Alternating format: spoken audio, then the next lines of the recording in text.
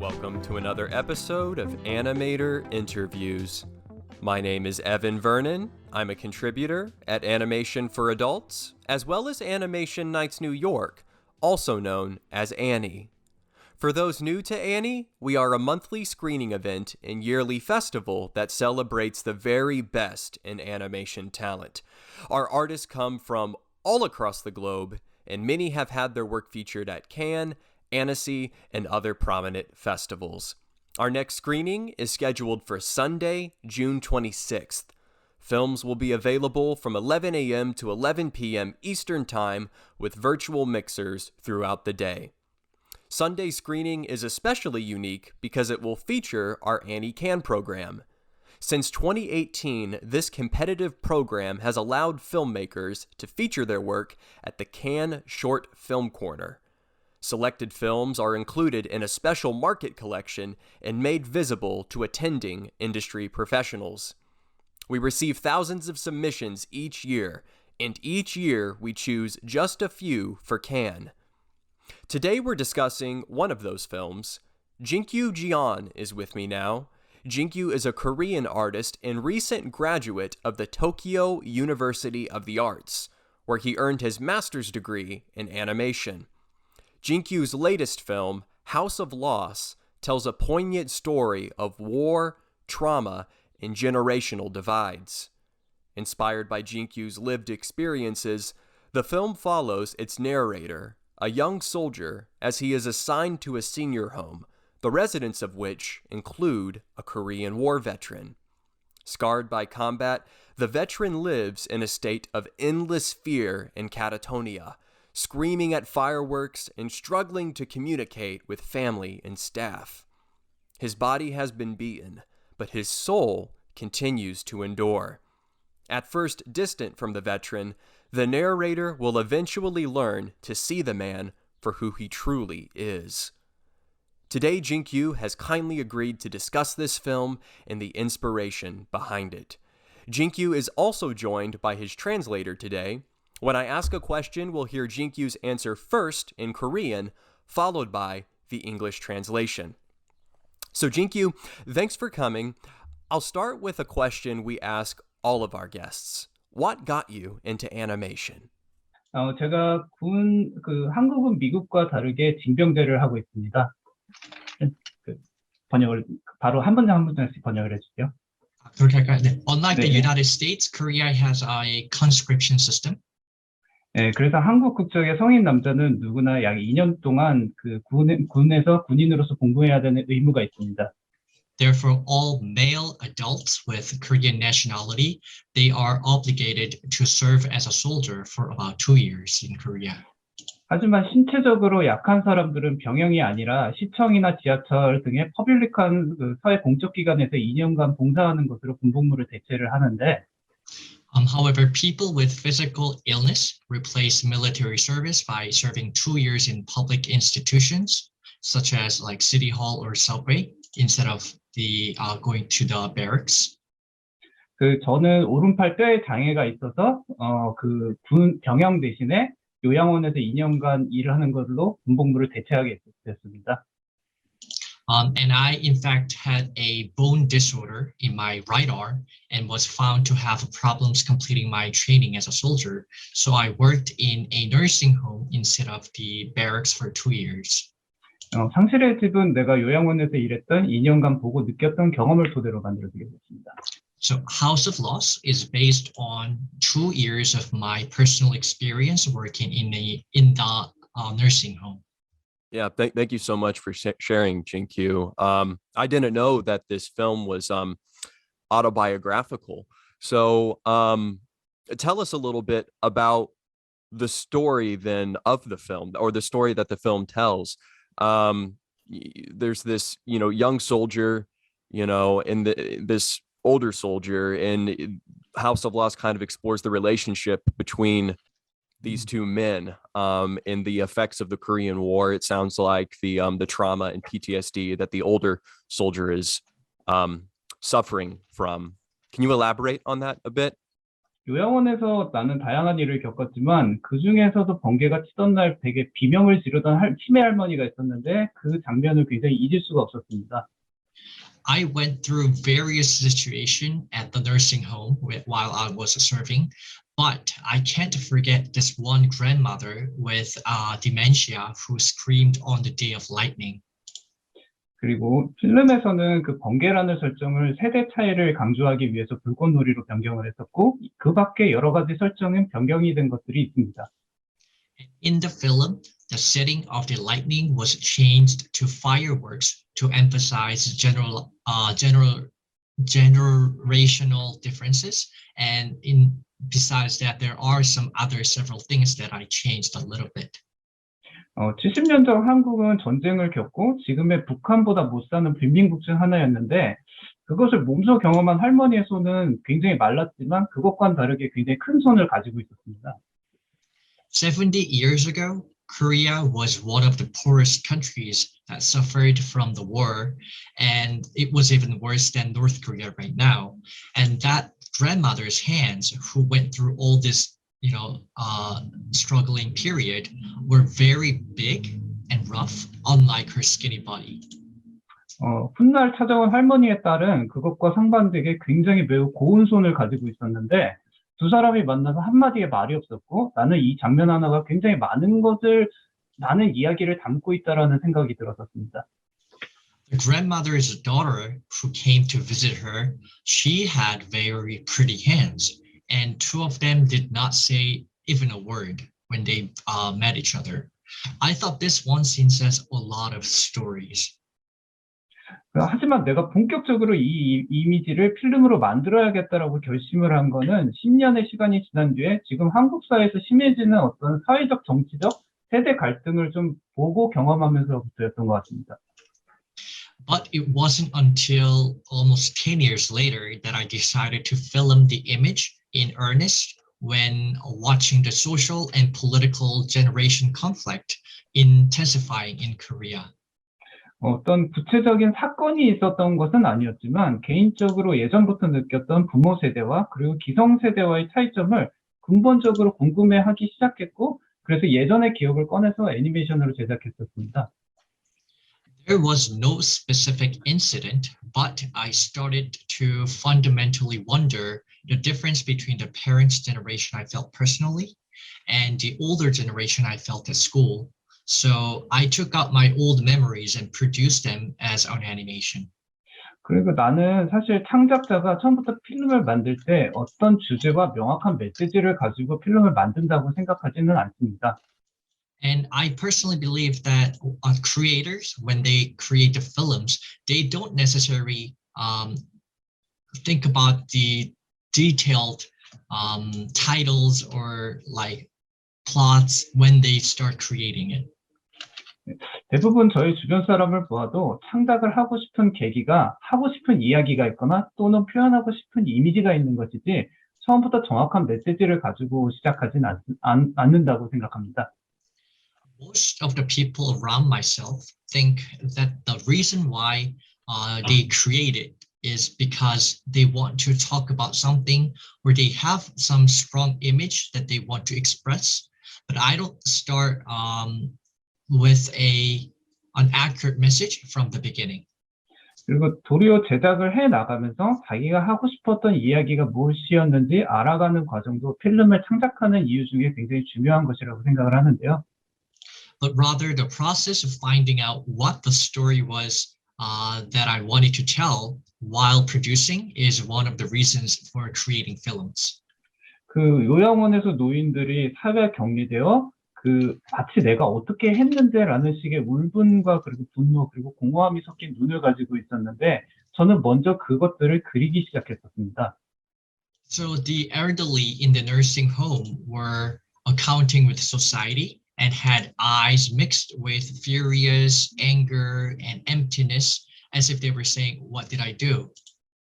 그리고 언제부턴가 나는 그리기라는 행위를 통해서 그들을 이해해 보려고 노력하고 있다라는 생각이 스스로 들었었습니다. I painted the images of them that I saw, and at some point I thought that I was trying to understand them through the act of drawing. 그래서 나는 이 이야기가 그들과 다른 젊은 사람이 그들이 이해가는 과정에 대한 이야기가 되었으면 해봤습니다. So I personally hope this story will be about the process of a young person who is different from others, understanding each other. 그 젊은 사람이 군인으로서 요양원에서 일을 하지만 처음에 그 사람은 노인들의 표정을 알 수 없지만 점점 다양한 경험을 하면서 그들의 점점 얼굴을 알아가고 그들에 대해서 한 번 더 생각하게 된다는 것이 이 상시리즈의 내용입니다. So the storyline basically is this young man, the soldier who's serving the service.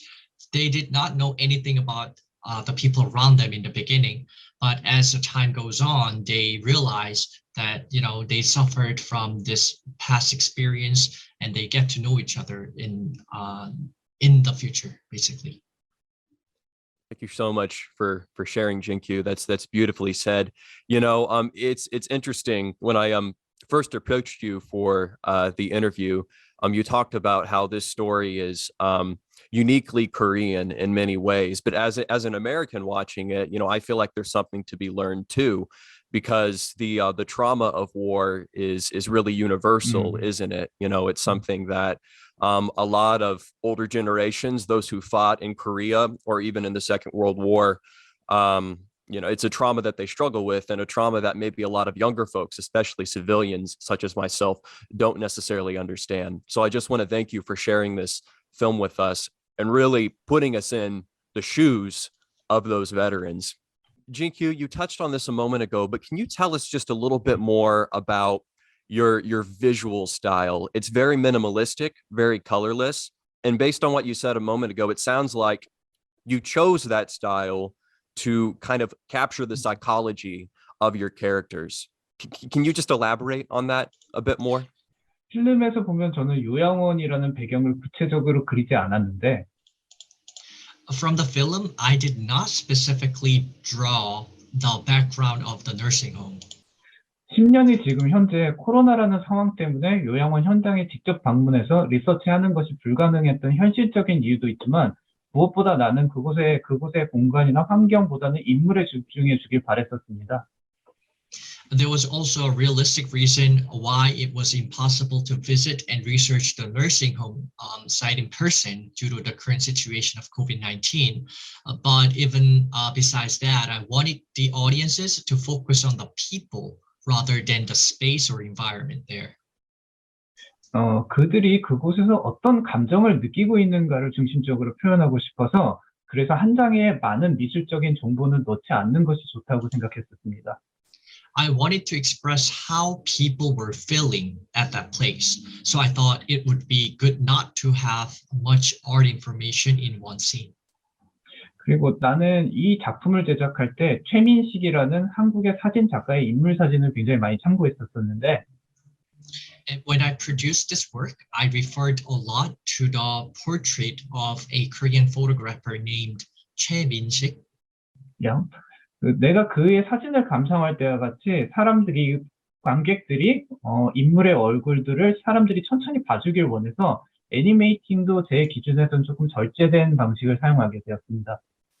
So I used restrained animation because I wanted people to look at the face of the characters slowly, like when I was looking at this picture. 그것이 노인들의 어떤 멈춰진 정확히 어디쯤 존재하고 있을지 모를 시간을 표현하기에도 맞다고 생각했었습니다. And I also felt good to express the time when it might exist, exactly where the elderly stopped. 그 다양한 색감보다는 주름진 선이라든지 이런 걸 강조하고 싶었고 마치 콘크리트 같은 차가움을 표현하고 싶었기에 색의 채도도 낮게 잡고 굉장히 단색으로 설정했습니다. I wanted to show the wrinkled lines rather than various colors and dynamics. So I wanted to express the coolness like concrete, and that is why I lowered the chromaticity of the color. 저는 개인적으로 미술 설정에는 굉장히 만족을 하고 있습니다. And I'm personally very satisfied with the art setting. think your audience would say the same. But thank you, Jinkyu. I've got two more questions for you before we wrap up, if that's okay. You're an artist who's very intentional, it seems, about the medium you use when you make your films. What do you think, as an animator, that animation can accomplish artistically that live action doesn't necessarily always do when you're making a story? 아무래도 실사 영화랑 애니메이션이 있으면, 예를 들어 사진과 초상화가 있다면, 초상화는 조금 더 작가의 어떤 심리적인가 해석이 조금 더 들어가는데, So if I were to compare the live scenes and animation, so for instance, maybe comparing the pictures and portrait, 그 마지막 부분 한 번만 다시 말씀해 주시겠어요? 작가의 어떤 의도라든지 그런 것들이 좀 의연중에 초상화에는 더 들어가기 때문에 나름 더 특별한 점이 있다고 생각을 하는데, But because the intention of the photographers or the directors may be more intentionally included in the portraits. 영화를 하시는 분들은 굉장히 영화 실사 촬영에서 할 수 없는 시적인 표현을 애니메이션에서 굉장히 많이 부러워하는 걸 제가 많이 봤었어요. But when the movie creators, they liked the animators a little bit better because they were creating things that the movie creators cannot do in the real actions. 그렇기 때문에 조금 더 애니메이션은 훨씬 더 시적인 표현이라든지 이런 것들이 더 다양하기 때문에 표현이라든지 감정이라든지 이런 것들을 더 제약 없이 훨씬 더 많이 보여줄 수 있는 매체라고 생각을 합니다.